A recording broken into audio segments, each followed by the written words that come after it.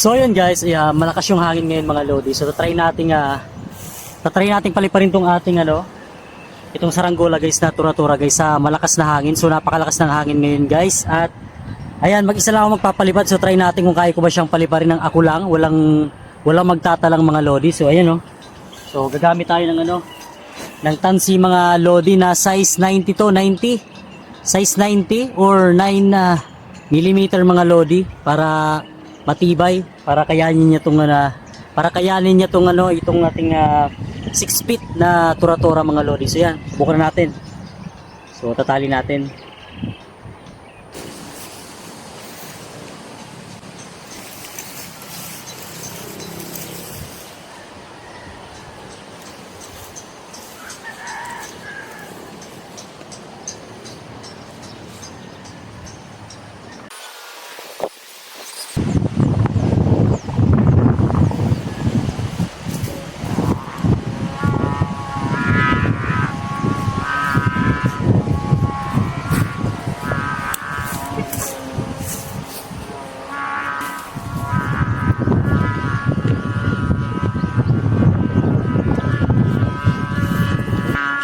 So yun na guys, napalipad na natin. So mababa lang yan.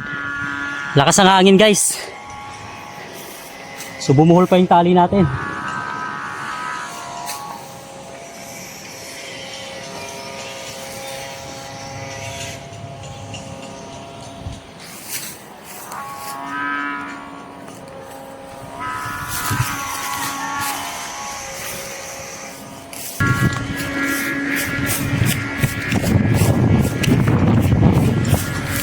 So ito na guys, ang lakas ng hangin ngayon guys. Grabe, tiklop yung ating saranggola. So tindi.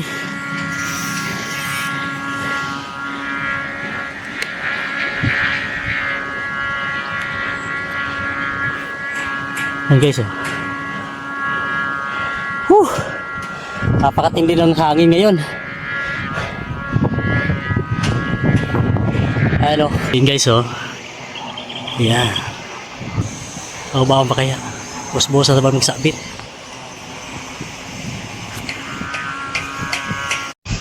Wasak guys ng hangin mga lodi wasak.